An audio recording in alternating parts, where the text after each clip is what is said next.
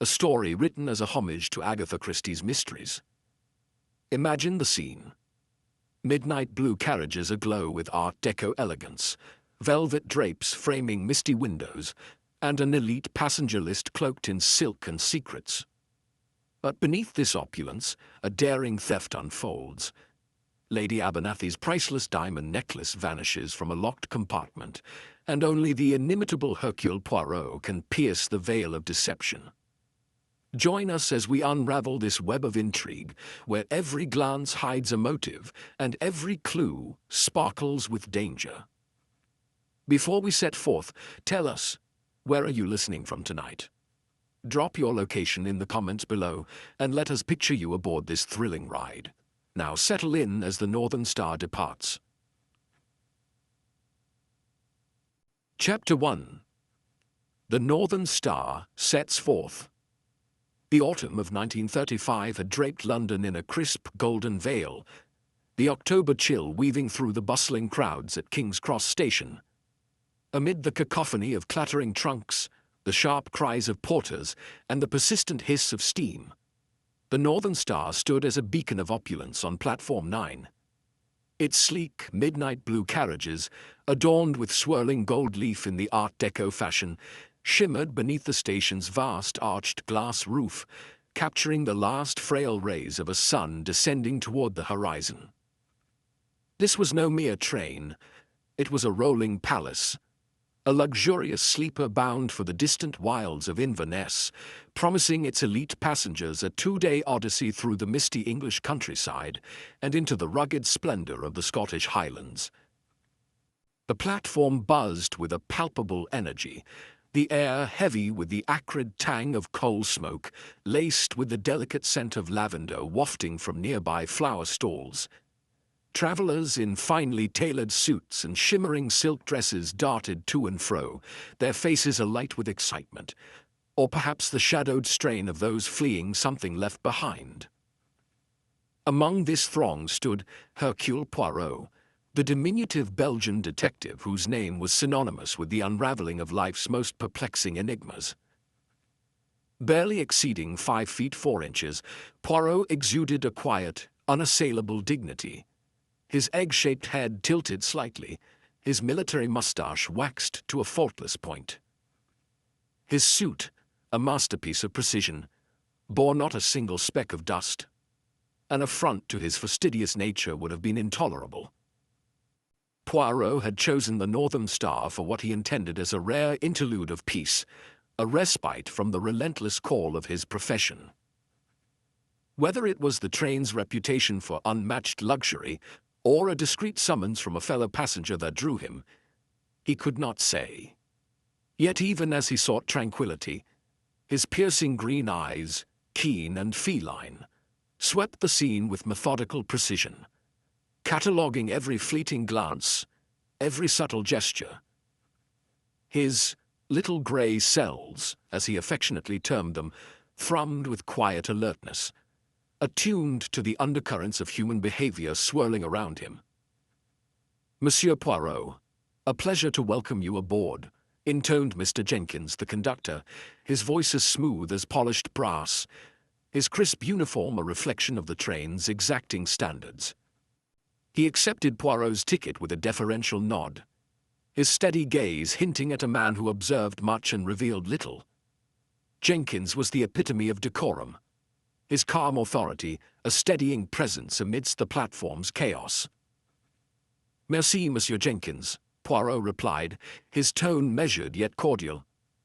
"I anticipate a journey of great comfort, and perhaps a touch of intrigue." His lips twitched into a faint, enigmatic smile, leaving it unclear whether he spoke in jest or with the prescience of experience. Stepping aboard, Poirot was enveloped by the scent of lavender and polished wood, the corridor's thick crimson carpet silencing his footsteps. He paused to adjust his hat in the gleam of a brass sconce, its warm light dancing across the rich mahogany paneling. His compartment was a sanctuary of refinement. Velvet curtains in deep burgundy framed a bed of pristine linen, and a compact writing desk stood poised for notes, or perhaps the first threads of a mystery's solution. Poirot's attention shifted to the passengers assembling on the platform, each a potential figure in a tableau yet to be painted.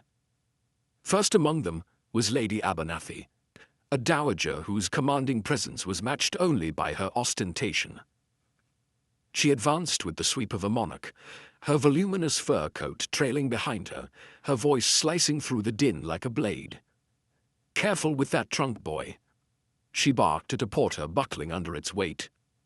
"It contains my finest silks, and I'll not have them crushed." Around her throat sparkled a diamond necklace, an heirloom of dazzling splendor, its facets catching the gaslight in a display of wealth that bordered on provocation. At her side trudged Lord Abernathy, a man diminished by the towering force of his wife. His shoulders sagged, his eyes cast downward, as though burdened by invisible chains. "Yes, my dear," he muttered, his voice a faint echo. "I'll ensure it's handled." Poirot noted the wariness etched into his features, a flicker of something deeper, perhaps resentment or despair, tucked beneath his resigned exterior. A lighter step heralded Miss Clarissa Fotheringay, a socialite whose laughter trilled like a silver bell through the crisp air. Her silk dress shimmered with each graceful movement, her cloche hat framing a face radiant with delight. "Oh, what a glorious adventure this shall be!" she exclaimed to the ether, her gaze lingering on Lady Abernathy's necklace with an intensity that teetered between admiration and avarice. Poirot's eyebrow arched. Such unguarded fascination could be innocent, or the seed of something more sinister. Mr. Reginald Thorpe boarded next, a businessman whose stern visage suggested a life of unyielding discipline. His briefcase was gripped with a ferocity that implied secrets too weighty to relinquish, his eyes scanning the platform with a cold, calculating sweep. His impeccable suit and gleaming shoes bespoke prosperity, yet a hardness in his demeanor hinted at a history he preferred to keep buried. Mrs. Evelyn Carrington ascended with the poise of a seasoned voyager, her dark eyes glinting with wry amusement. A widow of evident means, she carried an aura of enigma, her tailored suit suggesting a penchant for exploration over lamentation. "A splendid train," she remarked to Sarah, the young attendant hovering nearby, "though I wager it harbors as many tales as it does passengers." Her tone was airy, yet an undercurrent of shrewdness piqued Poirot's curiosity. Sarah, clutching a sheaf of tickets with faintly trembling hands, nodded with eager fervor. "Oh yes, madam, it's ever so grand," she replied, her voice tinged with a nervous desire to please. Poirot regarded her with a gentle smile. Her youthful sincerity was charming, though she seemed unsettled by the grandeur of her charges. Dr. Alistair McTavish lumbered aboard, a burly Scotsman whose scowl seemed carved into his craggy face. "Let's hope this blasted machine keeps to time," he grumbled, thrusting his ticket at Sarah with a grunt. "I've no tolerance for dawdling." His bluntness clashed with the train's polished elegance, yet Poirot found his rugged authenticity oddly compelling. Last came Mademoiselle Lucie Dubois, a French governess of striking reticence. She glided onto the train with eyes averted, her modest attire a stark counterpoint to the surrounding extravagance. Her hands, clasped tightly before her, quivered ever so slightly, a detail Poirot's sharp vision seized upon. Was it mere anxiety, he mused, or the burden of a concealed intent? Her demure facade seemed almost too deliberate, inviting closer scrutiny. The train staff moved with seamless efficiency, Mr. Jenkins overseeing the boarding with quiet command, Sarah flitting among the passengers, her earnestness tinged with unease. Tom, the ruddy-faced steward, offering a broad grin as he hefted luggage, and glimpsed through the galley door Mrs. Potts, her stern gaze reigning over the kitchen with the authority of a general, a formidable custodian of the train's culinary prestige. With a piercing whistle, the Northern Star jolted to life, steam billowing into the frigid air as it eased from the platform. Poirot settled into his compartment, the engine's rhythmic thrum blending with the distant strains of jazz that would soon filter from the lounge car. He adjusted his tie in the mirror, his mind already sifting through the gallery of characters he'd observed. The imperious Lady Abernathy, the subdued lord, the effervescent Miss Fotheringay, the guarded Mr. Thorpe, the enigmatic Mrs. Carrington, the brusque Dr. McTavish, the reserved Mademoiselle Dubois, and the diligent staff threading through their midst.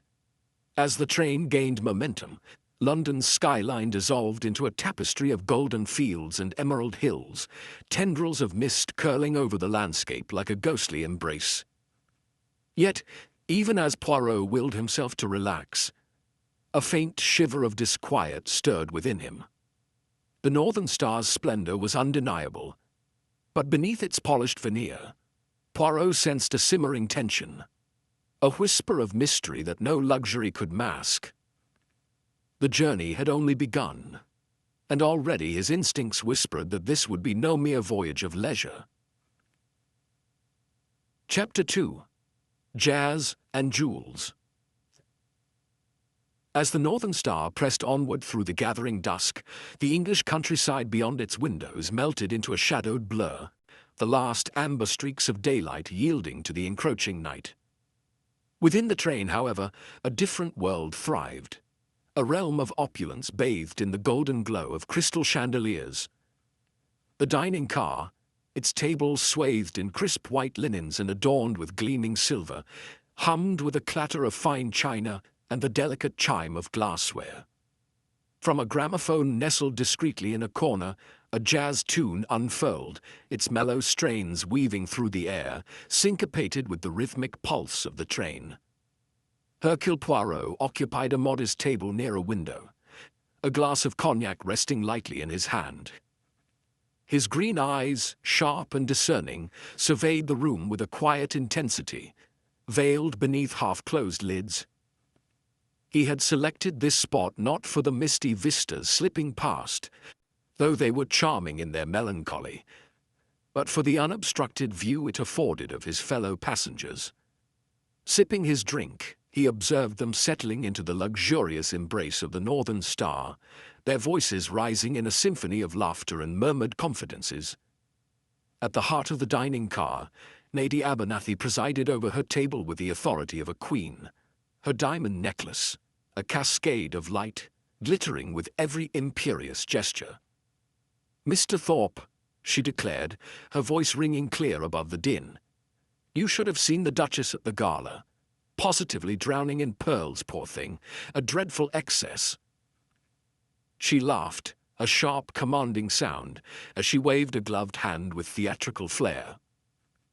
Mr. Reginald Thorpe, seated to her left, inclined his head with a thin smile, his fingers tapping a staccato rhythm on the tablecloth. "Indeed, Lady Abernathy," he replied, his tone clipped and cautious. "Excess can be unbecoming." His gaze darted briefly to the necklace before retreating, a flicker of something unreadable crossing his composed features. Poirot noted it. A momentary lapse, subtle yet significant. Miss Clarissa Fotheringay, perched beside him, leaned forward, her silk gown whispering as she propped her chin on a delicate hand. "But your necklace, Lady Abernathy, it's simply divine," she cooed, her eyes locked on the jewels with a gleam that bordered on obsession. "Such radiance, it puts the very heavens to shame." Lady Abernathy's chest swelled with pride, her fingers grazing the diamonds with a possessive touch. "An heirloom, my dear," she said, her voice rich with satisfaction. "A treasure beyond price, handed down through generations." She seemed oblivious to the hunger in Miss Fotheringay's stare, a detail that did not escape Poirot's scrutiny. Mrs. Evelyn Carrington, seated opposite, raised an eyebrow, her lips curving into a playful smirk. "And yet you wear it so casually, Lady Abernathy. I'd be a nervous wreck with such a prize around my neck." Her words were light, almost teasing, but Poirot detected a probing edge beneath the charm. "Nonsense," Lady Abernathy retorted, dismissing the remark with a flick of her wrist. "What's the use of wealth if not to display it? The Northern Star is a fortress of safety, isn't it, Lord Abernathy?" Her husband, hunched at her right, stirred as if startled from a private gloom. "Oh, yes, quite," he mumbled, his voice a faint thread against her stridency. He dabbed his brow with a napkin, his hand trembling slightly as he reached for his wine. Poirot observed the sheen of perspiration, the nervous dart of his eyes toward the door, a portrait of unease painted in fleeting strokes. Dr. Alistair McTavish at the table's far end emitted a gruff huff.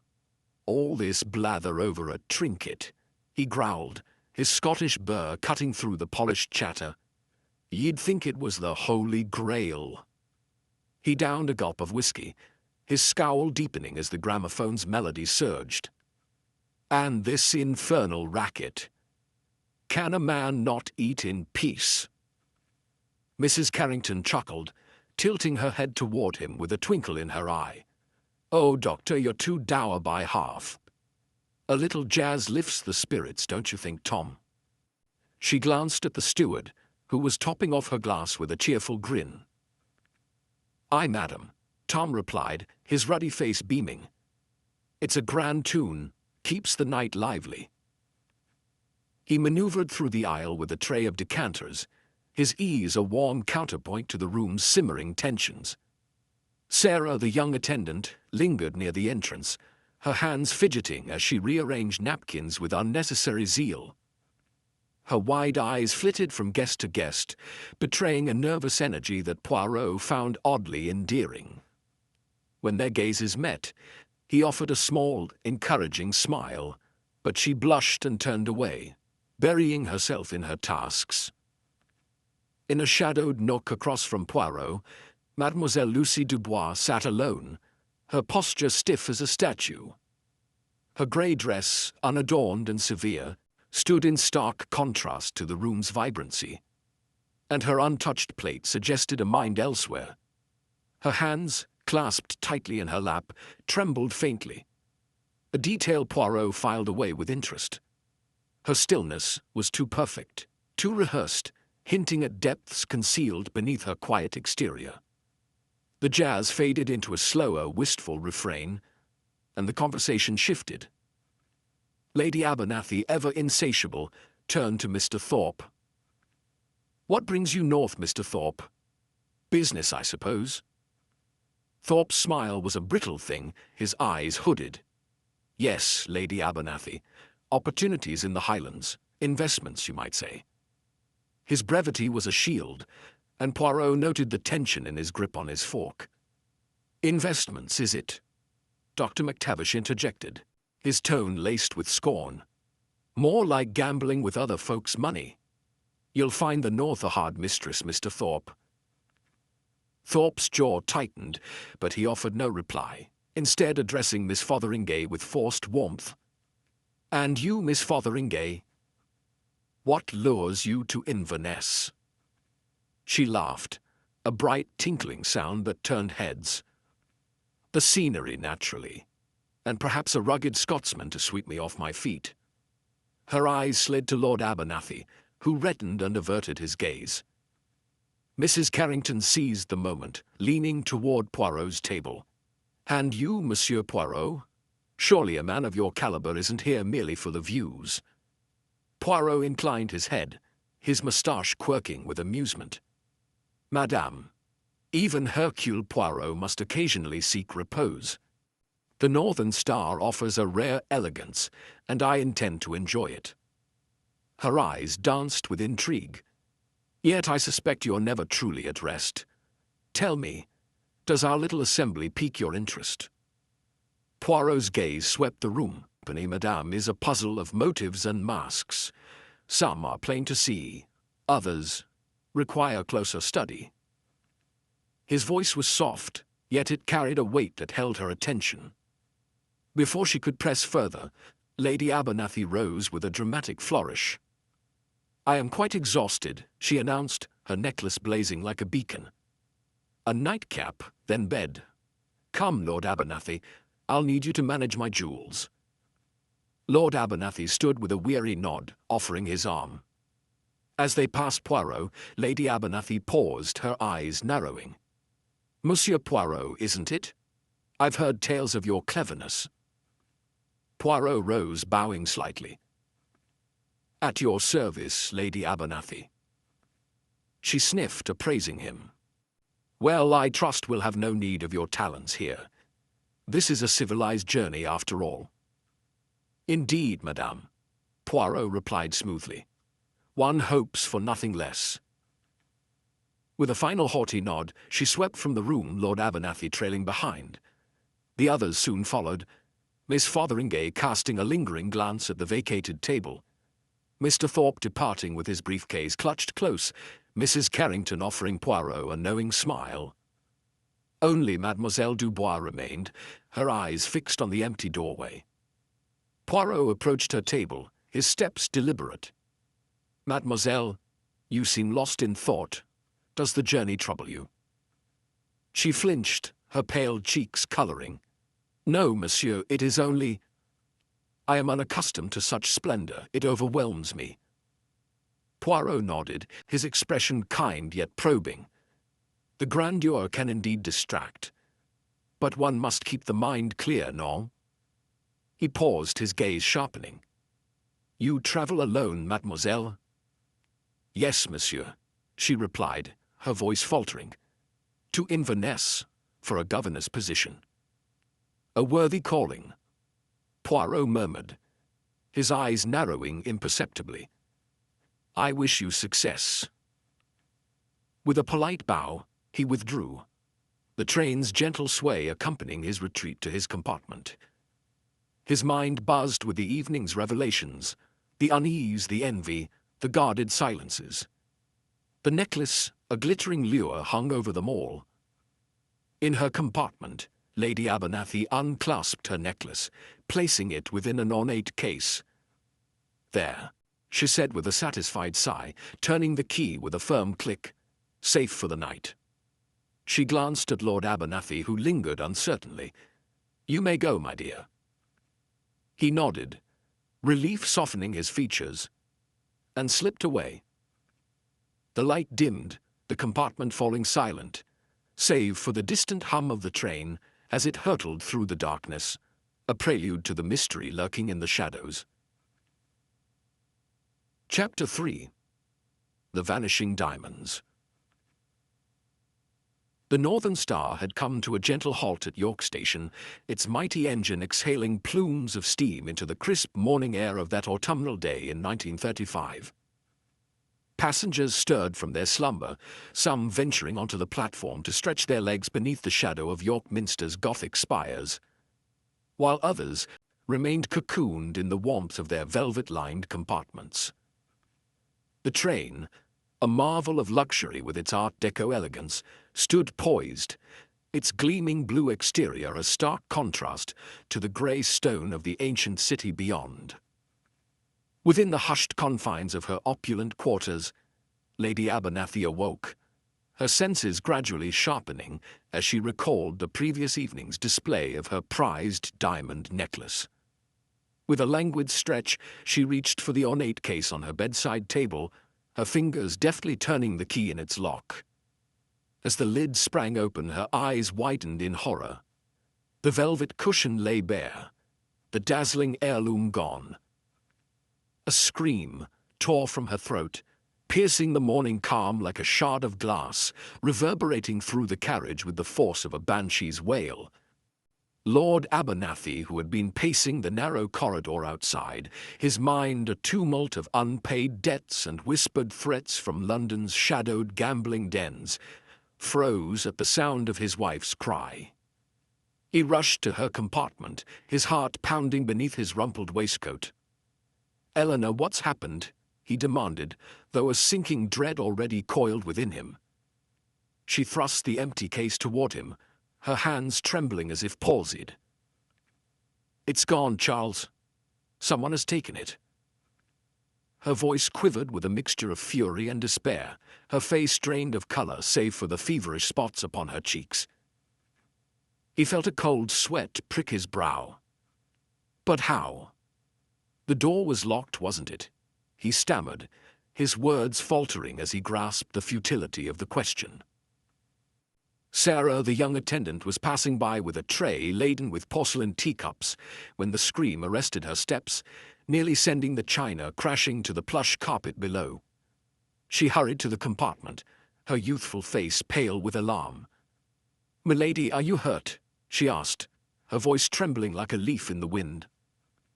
Lady Abernathy, too distraught to form a reply, merely pointed a quivering finger at the empty case. Lord Abernathy, summoning what authority he could muster, turned to the girl. "Sarah, find Mr. Jenkins at once. Tell him there's been a theft." Sarah nodded, setting the tray down with a clatter that echoed her unease, and dashed off down the corridor, her footsteps a staccato beat against the muffled hum of the train. Mr. Jenkins, the impeccable conductor, was in the dining car, overseeing the meticulous arrangement of breakfast settings, when Sarah burst upon him, breathless and flushed. "Mr. Jenkins, sir, Lady Abernathy's necklace. It's been stolen." He turned, his calm demeanor fracturing into a mask of concern. "Stolen?" From her compartment, he pressed, setting aside his clipboard with a deliberate motion. "Yes, sir, she's in a dreadful state," Sarah panted. Mr. Jenkins straightened his uniform, his mind racing with the spectre of scandal that could tarnish the Northern Star's pristine reputation. "This is most irregular," he murmured, then followed Sarah with purposeful strides, the weight of his responsibility settling upon his shoulders like a mantle. Upon entering Lady Abernathy's compartment, Mr. Jenkins was met with a scene of disarray. The dowager paced like a caged lioness, her silk robe billowing behind her, while Lord Abernathy stood helplessly by, wringing his hands as though they might squeeze forth a solution. "Mr. Jenkins," Lady Abernathy cried, her voice rising to a crescendo, "my diamond necklace has been taken. It was locked in this case and now it's gone." Mr. Jenkins approached the case, his practiced eye examining its polished surface. "Was the lock tampered with, milady?" he inquired, his tone soothing yet firm. She shook her head vigorously. "No, it was secure. I checked it myself last night before retiring." Mr. Jenkins bent closer, inspecting the lock and the compartment door with a meticulous gaze. No scratches marred the brass, no splintered wood betrayed a forced entry. "Curious," he murmured, his brow furrowing. "It seems the thief possessed a rare skill." He straightened, addressing Lady Abernathy with measured calm. "Rest assured, milady, we shall do all in our power to recover your treasure. But given the peculiarity of this affair, I propose we enlist a professional." He paused, recalling the distinguished passenger aboard. "Monsieur Hercule Poirot is with us. His expertise might prove invaluable." Lady Abernathy's eyes widened, a spark of hope igniting amidst her distress. "The detective?" "Yes, fetch him at once," she commanded, her voice regaining its imperious edge. In his own compartment, Hercule Poirot was savoring a cup of hot chocolate, a morning ritual that soothed his fastidious soul. The train's gentle stillness at York had lulled him into a rare moment of repose, his neatly pressed suit and gleaming shoes, a testament to his unyielding standards. A knock at his door broke the tranquility. "Entree," he called, setting down his cup with a delicate clink. Mr. Jenkins entered, his expression grave yet composed. "Monsieur Poirot, I regret to disturb you, but a serious matter has arisen. Lady Abernathy's diamond necklace has been stolen from her locked compartment." Poirot's eyebrows rose, a gleam of interest flickering in his cat-like eyes. "Stolen, you say? From a locked compartment?" He stroked his moustache thoughtfully, the prospect of a puzzle stirring his restless mind. "That is most intriguing. And you wish for me to investigate?" Mr. Jenkins nodded earnestly. "Yes, monsieur. The Northern Star prides itself on its security, and a scandal of this nature could prove ruinous. Your discretion and skill would be a godsend." Poirot rose, smoothing his jacket with a practiced hand. "Very well, Monsieur Jenkins. I shall see what may be done. Lead the way." They traversed the corridor, where curious passengers had begun to gather. Miss Fotheringay peering with feigned concern, Mr. Thorpe watching with a guarded intensity, Mrs. Carrington offering a curious smile, and Dr. McTavish muttering about the fuss. Sarah hovered nearby, her hands twisting nervously in her apron. Entering the compartment, Poirot was met by Lady Abernathy's frantic gaze. "Monsieur Poirot, thank heavens you're here. My precious necklace. It's vanished," she exclaimed, clutching the empty case as though it might yet yield its secret. Poirot bowed slightly, his demeanor calm yet commanding. "Madame, I am at your service. Pray, recount for me all you remember of last night and this morning." "I locked the necklace in this case before retiring," she began, her voice quaking, "and I slept soundly through the night. When I awoke, I went to check it, and it was gone." Poirot nodded, his eyes sweeping the room with surgical precision. "And the door to your compartment, was it locked as well?" "Yes, of course," she replied, indignation flaring. "I always secure it at night." Poirot moved to the door, inspecting the lock and frame. No marks, no scratches, only a scuff mark, but nothing to suggest intrusion. He turned to the case upon the bed, its lock intact, the key still in Lady Abernathy's trembling grasp. "Curious," he murmured, his voice a soft ripple in the tense air. "A thief who leaves no trace." He fixed his gaze upon her. "Madame, did you hear any unusual sounds during the night?" She frowned, searching her memory. "No, nothing beyond the train's hum, perhaps a creak, but that's all." Poirot turned to Lord Abernathy, who shifted uneasily under the scrutiny. "And you, monsieur? Did you notice anything amiss?" "I was in my own compartment, attempting sleep after wandering in the corridor for an hour or so," he replied, his voice low and strained. "I heard nothing." Stepping into the corridor, Poirot noted the onlookers.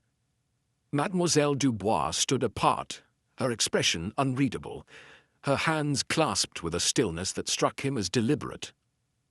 The murmur of speculation rose among the passengers, a tide of whispers that swelled as the train jolted forward, resuming its northward journey. Poirot lingered a moment, his mind already sifting through the facts. A locked compartment, a vanished jewel, and a cast of characters cloaked in their own secrets. "The game is afoot," he thought, a faint smile curling his lips as the Northern Star steamed onward, its elegance now shadowed by the enigma within. Chapter 4. The Lace Fragment. The Northern Star steamed onward through the fog-draped countryside, its steady hum a backdrop to the meticulous workings of Hercule Poirot's mind. Once again he stood within the opulent confines of Lady Abernathy's compartment, his sharp green eyes scanning every corner with a precision that bordered on obsession. This was no mere repetition of his earlier visit. He had returned to verify, to probe, to ensure that the answers he had received held firm under the weight of his scrutiny. The theft of the necklace demanded nothing less than his relentless pursuit of the truth. And so, alone with Lord and Lady Abernathy, he resumed his investigation with characteristic thoroughness. Lady Abernathy sat stiffly upon the edge of her bed, her fingers clutching the ornate key to the pilfered case. Lord Abernathy stood by the window, his gaze fixed on the passing landscape, though his rigid posture betrayed his unease. Poirot had questioned them before, but now, with the compartment's door closed and the train's rhythm isolating them from the world, he pressed forward, his calm demeanor masking the intensity of his purpose.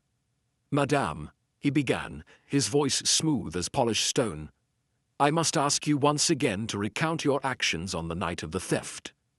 Step by step, if you please, every moment from when you retired to this very compartment."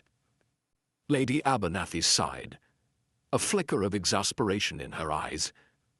"Monsieur Poirot, I have told you already. I locked the necklace in its case, secured the door, and went to bed. There was nothing more to it." Poirot tilted his head, his moustache quivering slightly. "And yet, madame, the truth often hides in the shadows of memory. You heard nothing? No sound, however faint, that might now, upon reflection, seem significant." Her lips parted, then closed, her brow creasing as she considered. "Well, perhaps a rustle like fabric brushing against something. I dismissed it as the train's motion, as I told you before. But you insist on asking again." "Précisément," Poirot replied, his tone unruffled. "It is in the repetition that clarity emerges. And the door, you locked it yourself, yes? You are certain?" "Yes," she snapped, her patience thinning. "I checked it, as I always do." Poirot nodded, stepping toward the door to examine it anew. His fingers brushed the faint scuff mark he had noted previously, then lingered on the torn scrap of lace still caught in the frame. "This lace, madame, you maintain it is not yours?" She leaned forward, her eyes narrowing. "No, it is not. I wear only Chantilly, as I said. That is some cheap imitation." "Most interesting," Poirot murmured, pocketing the fragment with care. He turned to Lord Abernathy, whose hands had stilled upon the sill. "Monsieur, you mentioned to Mr. Jenkins earlier that you stepped out during the night for air. Where precisely did you go, and what did you see?" Lord Abernathy shifted uneasily, his fingers fidgeting with the frayed edge of his cuff. A detail that had not escaped Poirot's keen eye. The man's tailored suit, though once fine, bore the subtle signs of wear, and his anxious glances toward the compartment door spoke of a mind burdened by more than just the theft. Poirot stepped closer, his voice soft yet insistent. "Monsieur, you told Mr. Jenkins that you walked to the corridor's end and back, yes? And you saw no one?" Lord Abernathy nodded, his throat tightening. "Yes, as I said. It was late. The corridor was empty." "Curious," Poirot murmured, his gaze lingering on the lord's trembling hands. "A man of your standing restless in the night? Perhaps the weight of other matters keeps you awake?" Lord Abernathy's eyes narrowed, a flicker of alarm crossing his face. "I don't follow, Monsieur Poirot." Poirot's moustache twitched with a faint smile. "We all carry our burdens, no? And sometimes those burdens can tempt even the most honorable to act in ways they might regret." He paused, letting the silence stretch. "Your finances, monsieur, might they be such a burden?" Lord Abernathy's face flushed, his fists clenching at his sides. "How dare you suggest such a thing? I am no thief." "Charles, please," Lady Abernathy interjected, her voice sharp but unsteady. "He is only trying to help." Poirot inclined his head, his expression serene. "Indeed, madam. I seek only the truth, and to find it I must ask, even the difficult questions. But I do so with respect, monsieur, for the truth is a delicate thing." He turned away, his mind already sifting through the exchange. Lady Abernathy's reluctant admission of a rustle, Lord Abernathy's defensive outburst under pressure revealed the cracks Poirot sought. The scuff mark, the lace, the locked door. All whispered louder now, each detail a thread in the web he was weaving. Returning to his own compartment, he sat, the torn lace resting in his palm. A whisper of the truth, he mused aloud, but whose? The northern star rolled on, and with it, Poirot's relentless pursuit of certainty. Chapter 5. Poirot's Inquiries. The Northern Star steamed through the misty English countryside, its luxurious carriages swaying gently as it bore northward toward Edinburgh. Within its polished confines, Hercule Poirot sat in his compartment, the rhythmic clatter of the wheels, a soothing accompaniment to the ceaseless workings of his little grey cells. A crisp newspaper lay open on his lap as he indulged in a rare moment of repose before tackling the theft of Lady Abernathy's diamond necklace, a crime both audacious and perplexing. His eyes skimmed a headline: "Mysterious theft at the British Museum. Priceless artifact vanishes without a trace." A flicker of intrigue crossed his face. A priceless artifact stolen, the thief leaving no clues, and the police appealing for witnesses. But he folded the paper neatly and set it aside, his mind already turning to the suspects awaiting his scrutiny. Poirot, ever the master of order, determined to interview each in turn, probing their alibis for the night of the theft with a precision that left no detail unexamined. He adjusted his impeccable tie, his moustache bristling with anticipation, and stepped into the corridor where the scent of lavender and polished wood hung heavy. The train's elegance, the plush carpets, the gleaming brass sconces, stood in stark contrast to the shadowy motives he suspected lurked beneath its surface.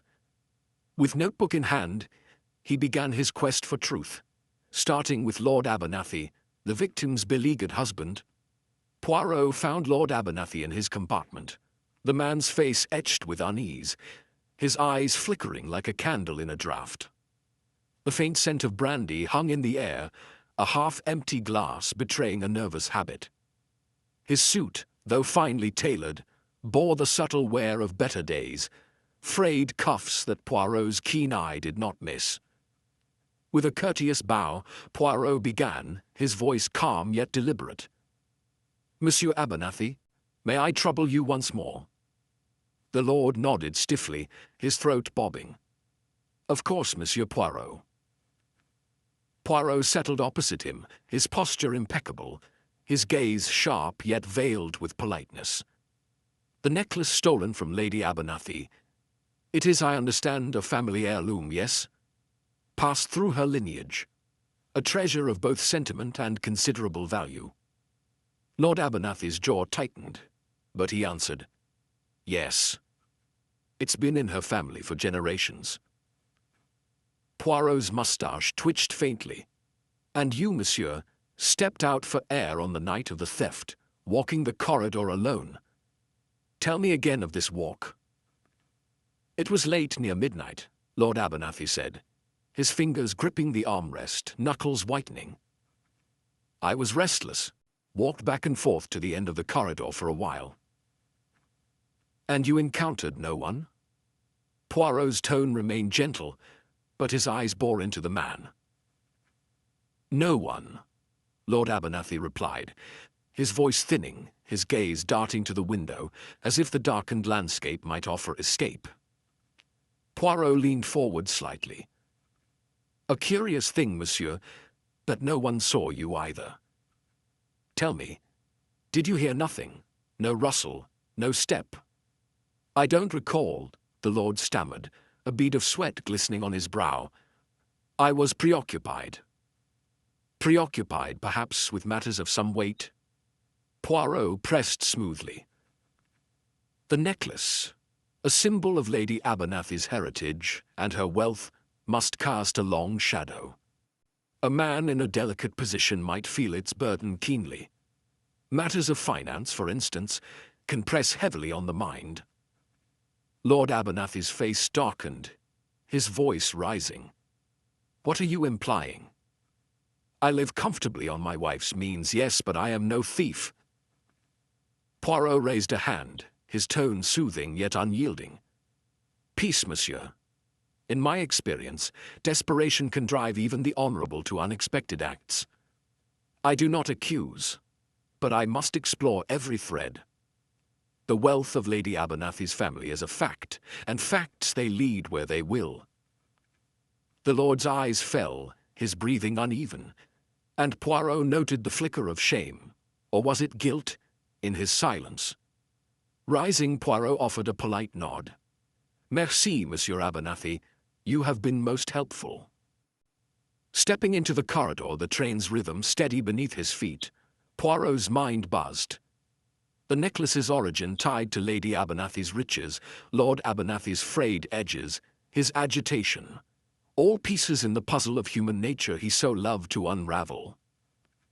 Next, Poirot sought Miss Clarissa Fotheringay in the observation car, her silhouette framed against the wide windows. "Mademoiselle Fotheringay," Poirot said, offering a slight bow. "A moment, if you please." "Certainly, Monsieur Poirot," she replied, her voice lilting with a flirtatious edge. "What brings you to me?" Poirot's tone was mild, almost casual. "I am inquiring, mademoiselle, about the night of the theft. Where were you, pray, when the crime occurred?" She smiled, her fingers brushing a glittering brooch at her throat. "Oh, I was here, in the observation car, admiring the stars. It was a lovely night." "Stargazing, you say?" Poirot's eyes twinkled with interest. "What constellations did you admire?" Her smile faltered slightly. "Orion, Cassiopeia, the usual ones." "And you were alone?" Poirot pressed, his gaze unwavering. "Quite alone," she said too quickly, her eyes darting to the side. Poirot noted the tremor in her hand, the way her smile grew brittle. "You have a fondness for jewels, mademoiselle.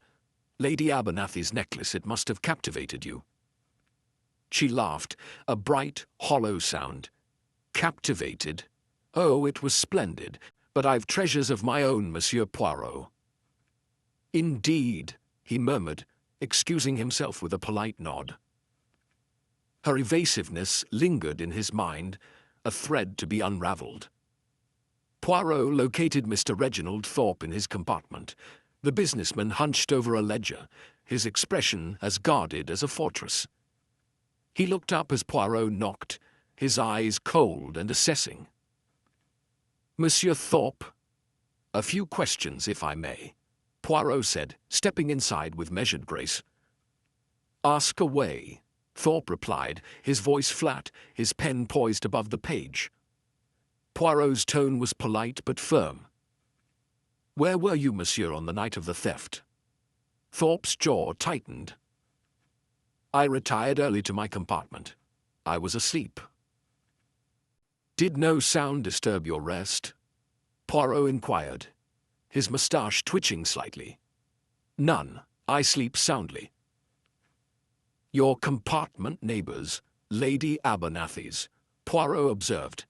"It is remarkable that you heard nothing, no creak, no footstep." "I am a heavy sleeper," Thorpe said, his tone clipped, his gaze fixed on Poirot with defiance. As Poirot questioned him, he observed Thorpe's eyes flicker briefly toward the lounge car, where Mrs. Carrington sat reading. A fleeting glance, but Poirot's sharp eyes caught it, filing it away for later consideration. Poirot's eyes then lingered on the briefcase beside him, gripped with a possessive intensity. "Your business prospers, monsieur?" "Well enough," Thorpe replied, his smile thin as a blade. Poirot withdrew, sensing the man's reticence as a wall he would yet breach. In the lounge car, Mrs. Evelyn Carrington reclined with a book, her serene demeanor belied by the sharpness in her eyes as Poirot approached. "Madame Carrington, may I interrupt?" he asked, his voice soft as a whisper. She smiled, closing the volume with a coy flourish. "For you, Monsieur Poirot, always." Poirot's tone was gentle. "Where were you, madame, on the night of the theft?" "I was here in the lounge car reading," she replied smoothly. "A book, you say? Its title, if you please." Her fingers toyed with the book's spine. "Flora of the British Isles, I believe." "And its contents?" Poirot's tone remained light, his eyes keen. She hesitated, her smile wavering. "Oh, plants and such. Quite fascinating." "Alone in the lounge car?" he pressed. "Yes, quite," she replied, her gaze flickering away. Poirot noted a faint blush rise to her cheeks when he mentioned Mr. Thorpe's name in passing, quickly masked by her composed demeanor. Poirot thanked her, noting her faltering recall, a chink in her polished armor. Dr. Alistair McTavish was in his berth, a bottle of whiskey his sole companion, when Poirot knocked. The Scotsman's scowl deepened as he granted entry. "What now, Monsieur Poirot?" he growled, his brogue thick with irritation. Poirot's voice was calm. "Where were you, Doctor, on the night of the theft?" "In my berth, nursing a headache with whiskey," McTavish snapped. "Can anyone confirm this?" Poirot asked, his eyes glinting. "No, and why should they? I was alone." Poirot nodded, filing away the bitterness that laced the man's words. "You harbor little love for these passengers, Doctor. Lady Abernathy perhaps offends you?" "She's a preening fool," he barked, "but I didn't take her trinket." Poirot excused himself, the doctor's resentment a note in the symphony of suspicion. Poirot found Mademoiselle Lucie Dubois in the staff quarters, her hands sorting through a stack of papers with a precision that seemed almost mechanical. She looked up as he entered, her pale face composed, though her eyes held a guarded depth that piqued his curiosity. Her fingers stilled, resting lightly on the documents, as she offered a faint, polite smile. "Mademoiselle Dubois, a word, if you please," Poirot said, his voice gentle yet carrying an unmistakable undertone of purpose. "Of course, monsieur," she replied, her soft French accent threading through her words. She set the papers aside, her hands folding neatly in her lap. "Where were you, mademoiselle, on the night of the theft?" Poirot asked, his gaze steady and unwavering. "I was here, in the staff quarters, preparing lessons for the children I am to teach in Inverness," she answered, her eyes dropping to her lap, avoiding his scrutiny. "And did you see or hear anything unusual during that time?" Poirot inquired, his tone mild, but his eyes sharp, missing nothing. She hesitated, her fingers twitching faintly. "I saw a shadowy figure in the corridor moving swiftly," she said, her voice steady but betrayed by the slight tremble in her hands. Poirot's interest quickened, his mustache giving the faintest twitch. "A shadowy figure, you say? Tell me, mademoiselle, can you describe it further? Its height, perhaps, or what it wore?" Mademoiselle Dubois faltered, her brow creasing as she searched for words. "It was tall, I think, and cloaked in darkness. I could not see clearly. It was only a glimpse." "And in which direction did this figure move?" Poirot pressed, his voice still soft but insistent, like a needle threading through fabric. "Toward the end of the corridor, away from the compartments," she replied, her voice dropping to a near whisper, her fingers now visibly trembling. Poirot leaned forward slightly, his gaze piercing through her fragile composure. "You seem unsettled, mademoiselle.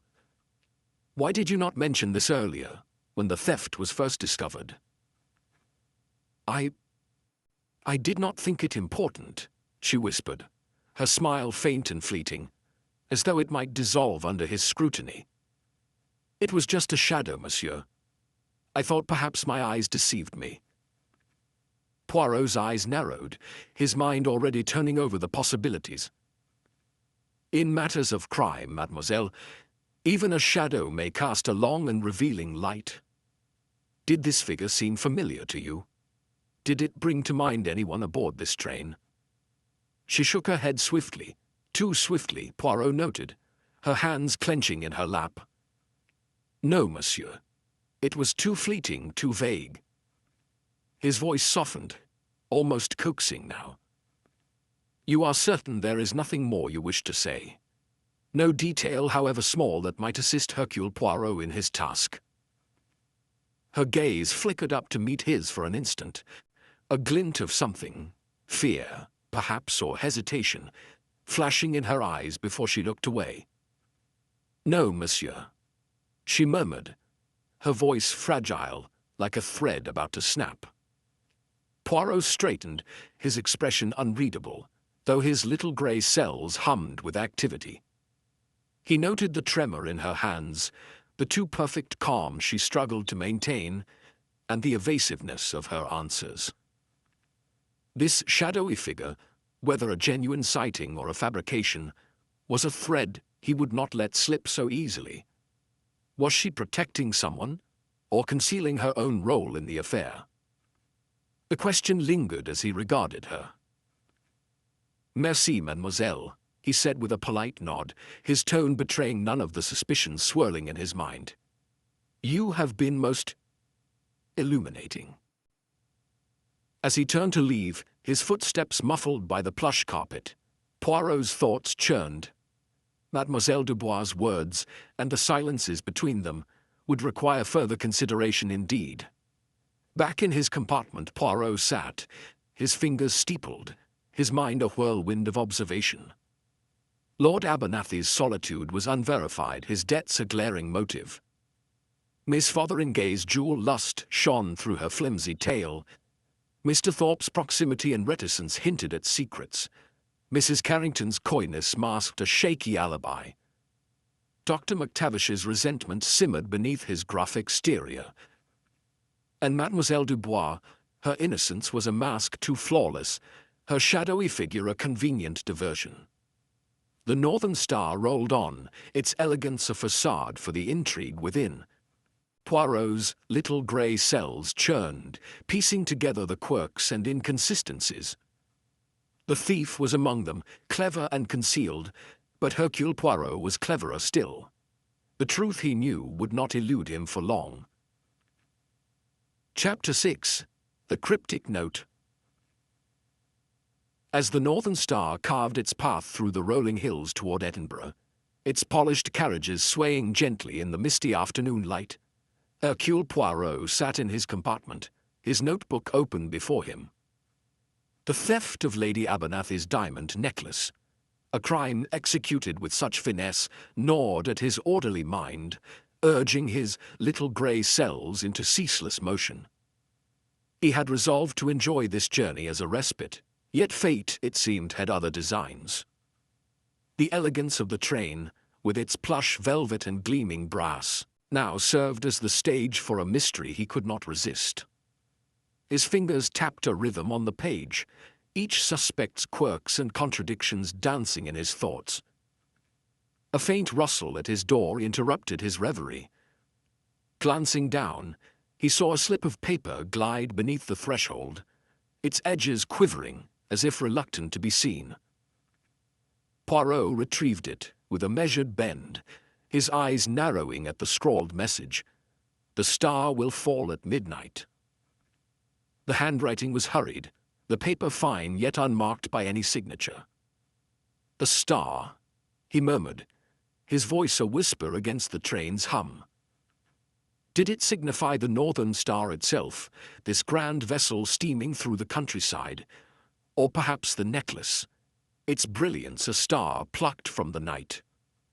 Fall at midnight. A threat, a riddle, or a clue mislaid?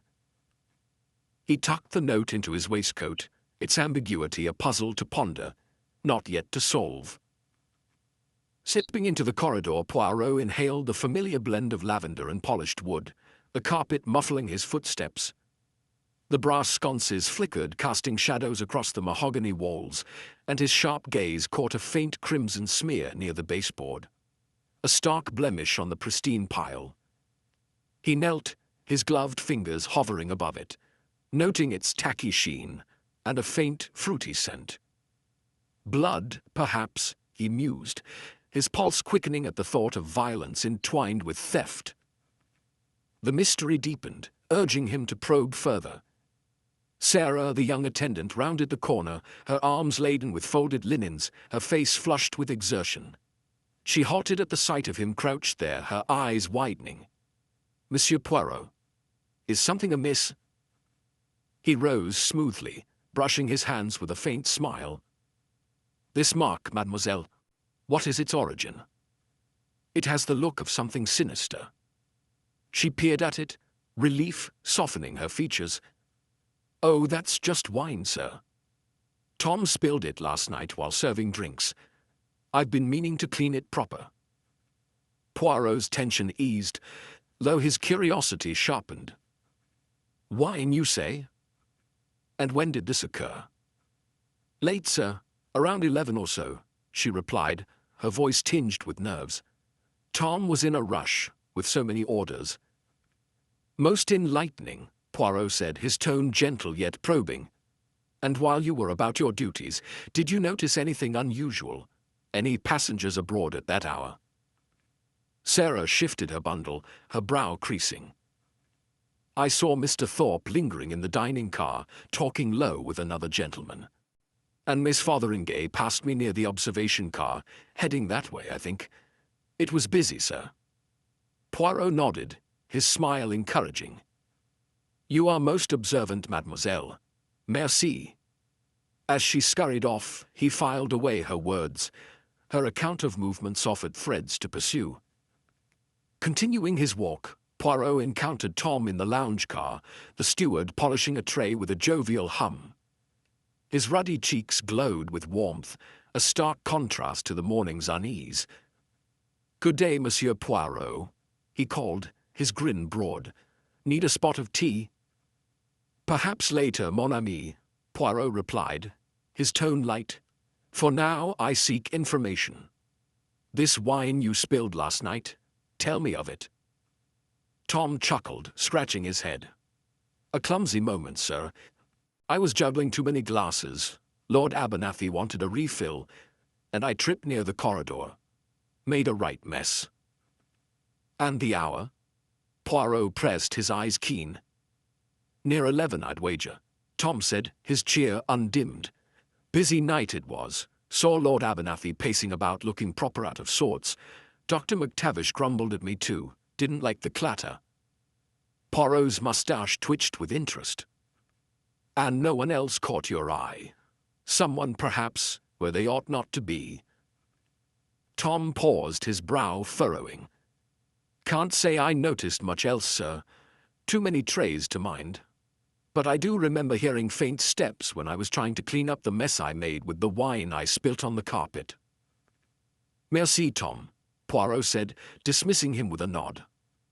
As Poirot turned toward the staff quarters, intent on further inquiry, he nearly collided with Mademoiselle Lucie Dubois. She emerged from a doorway, her pale face framed by the dim light, her gloved hands adjusting a shawl with a faint tremble. As she did so, Poirot's sharp eyes caught a small tear in the lace of her right glove, a detail that seemed incongruous with her otherwise meticulous appearance.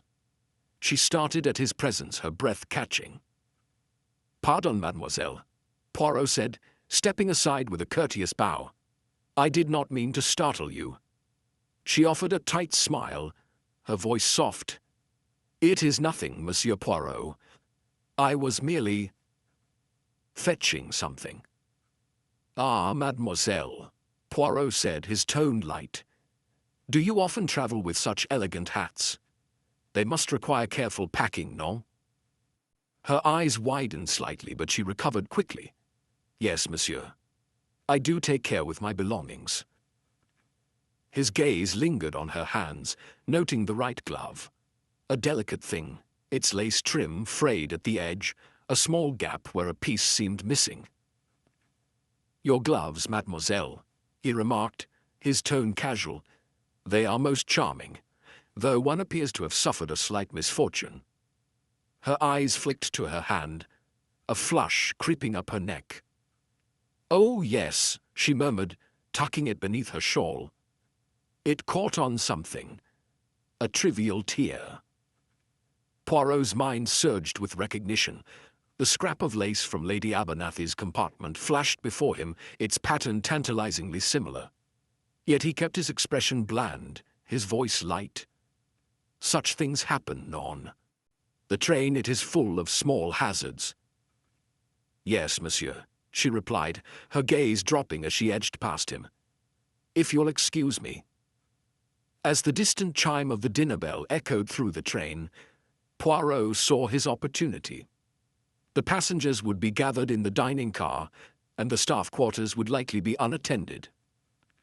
With a final glance to ensure the corridor was clear, he moved swiftly toward Mademoiselle Dubois' compartment, his mind alight with the possibilities that lay hidden within her carefully packed belongings.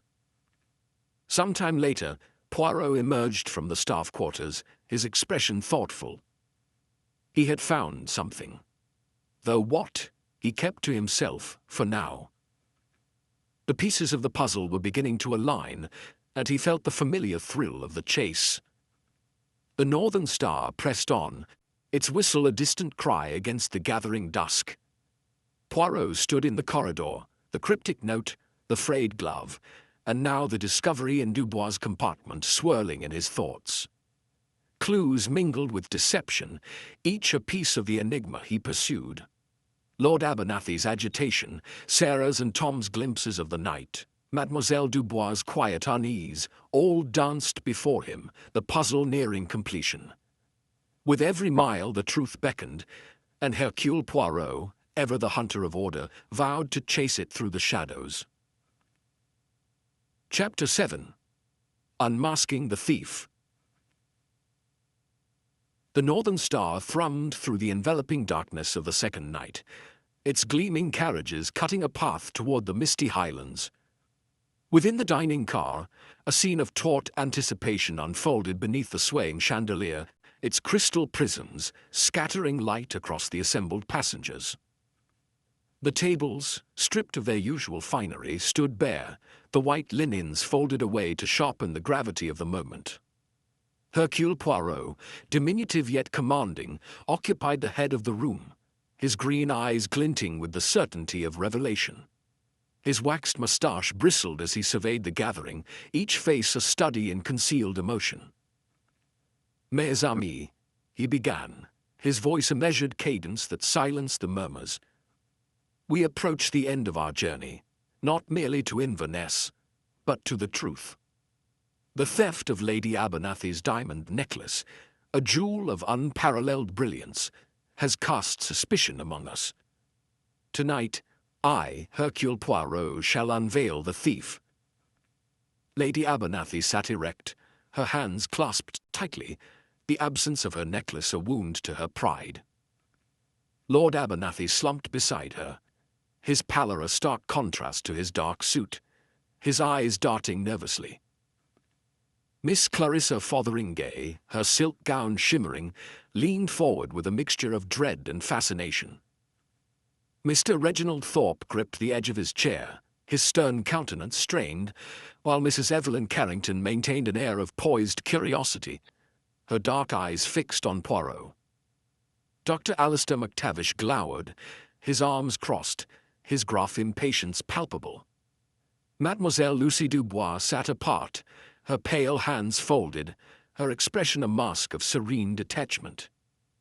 Mr. Jenkins, the conductor, stood near the door with Sarah and Tom, their presence a quiet thread in the tapestry of tension. Poirot drew forth a scrap of torn lace, holding it delicately between his fingers. This fragment, found near Lady Abernathy's compartment door, is the key that unlocks our mystery. A ripple of unease stirred the room, and Mademoiselle Dubois' fingers tightened imperceptibly. Yet composed. "Mademoiselle Dubois, your glove. Observe the tear at its edge. It matches this lace with a precision that cannot be denied." Her breath hitched, her voice a fragile thread. "Monsieur Poirot, I assure you, it is a mere coincidence." "Coincidence, mademoiselle," Poirot countered, his tone firm yet tinged with a faint smile. "No, it is evidence. And within the lining of your hat box, a clever hiding place, I grant you. I discovered the necklace, its diamonds winking at me as if eager to be found." The room erupted in gasps. Lady Abernathy's hand flew to her throat. Lord Abernathy flinched, and Miss Fotheringay's eyes widened. Poirot raised a hand, his authority absolute.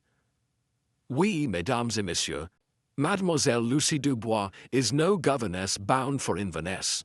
She is a professional jewel thief, her demure facade a masquerade of exquisite craft, the shadowy figure she claimed to see, a fiction designed to divert suspicion. Dubois' mask slipped, her hands trembling as she rose, her voice sharp with denial. You have no proof. This is slander. But her protest faltered as Poirot produced the glove, its torn edge a silent accuser, and her shoulders sagged in defeat. Ah, but there is more, mademoiselle. Poirot continued, his voice steady. When I searched your compartment, I found not only the necklace, but also a small intricate knot tied in a piece of string, tucked within your belongings. A curious detail, non? Yet it is one I have seen before. In the newspaper article I read upon this very train. The thief who stole the priceless artifact from the British Museum left an identical knot at the scene. A signature of sorts. The police, they were baffled, but Hercule Poirot, he remembers such things. Dubois' eyes widened, her composure fracturing further. That means nothing, she stammered. Au contraire, Poirot said, his gaze unyielding. It means everything. The timing, too, is most revealing. The museum theft occurred mere days before our journey, and you, mademoiselle, boarded the Northern Star with haste, seeking refuge or perhaps a means to transport your ill-gotten gains. Your calm under pressure, your meticulous attention to detail. These are the hallmarks of the thief the newspapers have dubbed the Phantom, a master of disguise and deception. The passengers stared aghast as Dubois sank back, her defiance extinguished. Poirot turned to another thread, drawing a folded note from his waistcoat. But there remains this curious message. The star will fall at midnight.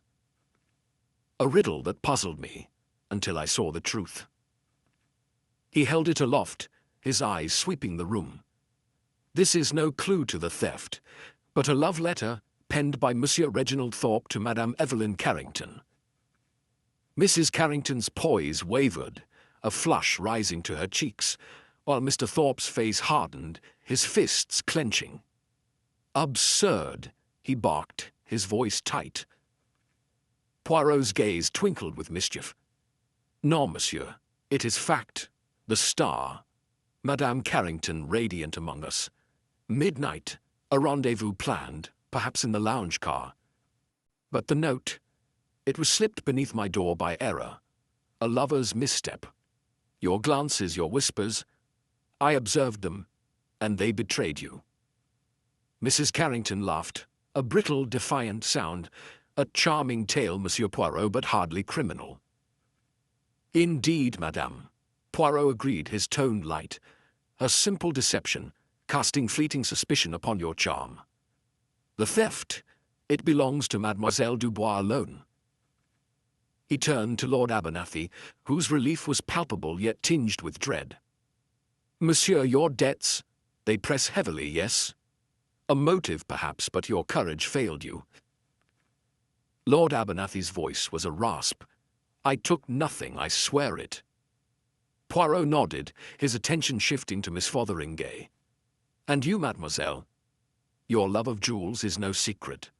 Your kleptomania whispers through society, but this prize eluded your grasp. She clutched her brooch, her laugh nervous. A trifle here and there, but not that necklace. Précisément, Poirot said, his voice soothing. Your secrets, they are not the heart of this crime. Silence descended, heavy and absolute, as the revelations settled. Mr. Jenkins stepped forward, his calm authority guiding Dubois toward the door, her head bowed in resignation. The passengers murmured, their shock giving way to relief, the dining car's elegance restored by the clarity of truth. Poirot stood alone, his little grey cells at rest, a faint smile curving his lips. The pursuit of wealth, mes amis, tempts even the cleverest masks, he murmured, his words a quiet epilogue. But the truth, it cannot hide from Hercule Poirot. The Northern Star steamed onward, its whistle a triumphant cry against the Highland night. The mystery resolved in the unerring light of reason. Chapter 8. Journey's End. The Northern Star drew into Inverness station with a mournful whistle that pierced the Highland mist, a shroud of grey swirling about the platform like the breath of some ancient spirit. The train, its gleaming blue carriages dulled by the damp dawn, shuddered to a halt, its journey from London, a tapestry of luxury and intrigue, now concluded. Porters bustled forth, their caps glistening with dew, as passengers emerged, their faces a gallery of relief and weariness, etched by the night's revelations. No sooner had the doors parted than a squad of stern-faced authorities ascended, their boots a resolute thud against the polished steps. Mr. Jenkins, the conductor, met them with his habitual poise, his voice a low murmur as he gestured toward the dining car. There Mademoiselle Lucie Dubois stood ensnared, her wrists clasped by Tom, the steward, whose jovial air had given way to grim duty. Her eyes, once veiled by a governess's calm, now blazed with desperation. With a sudden twist, she lunged for the door, her lithe form a fleeting shadow, but the authorities, swift as hounds, seized her, their grip unyielding. Her protests dwindled to a faint cry, swallowed by the station's clamor, as she was led away, her head bowed in the ruin of her clever mask. In the dining car, Lady Abernathy clasped the restored necklace, its diamonds a cold fire against her trembling fingers. "Monsieur Poirot," she exclaimed, her voice teetering between rapture and histrionics, "my treasure returned. How can I ever repay you?" She pressed a lace handkerchief to her lips, her eyes brimming with theatrical tears. Lord Abernathy lingered at her side, his relief a quiet tide beneath his shadowed gaze. "We are indebted, Monsieur Poirot," he murmured, his tone a threadbare echo of gratitude. Hercule Poirot inclined his head, his moustache curling with a faint, satisfied smile. "Madame, Monsieur, it is the order of justice that I serve. The necklace, it is yours once more, as it should be." His green eyes gleamed beneath the brim of his hat, a silent testament to the triumph of his little grey cells. As the passengers dispersed, their whispers trailing like smoke, Poirot withdrew to the lounge car. He settled into a velvet armchair, a glass of cognac cradled in his hand, its amber glow mirroring the sconce's light. Beyond the window, the highlands rose in rugged majesty, their peaks cloaked in mist, a mute chorus to the drama's end. He sipped, his mind alight with reflection. "The pursuit of wealth," he mused, his voice a soft ripple in the stillness. "It tempts even the cleverest of masks, but the truth, mes amis, cannot elude Hercule Poirot." In the corridor beyond, Mrs. Evelyn Carrington and Mr. Reginald Thorpe passed, their steps a quiet duet. Their eyes met, a fleeting electric glance, laden with the unspoken weight of their secret romance. No word passed between them, yet the air hummed with their shared history, a tender thread woven into the journey's fabric. They parted without a gesture, vanishing into the throng, their liaison a whisper lost to the mist. Poirot observed their retreat, a twinkle of amusement in his gaze. The Northern Star stood silent, its elegance reborn, the mystery unraveled by his unerring hand. The Highlands watched, their timeless vigil a backdrop to the victory of reason over deceit. As the Northern Star rolls into Inverness station, the Highland mist parts to reveal the triumph of Hercule Poirot. The stolen necklace gleams once more in Lady Abernathy's grasp. Its thief, Mademoiselle Lucie Dubois, unmasked as a master of disguise. Her clever ruse undone by Poirot's relentless reason. A tale crafted as a homage to Agatha Christie's stories. The passengers disembark, their secrets laid bare, while the train stands silent,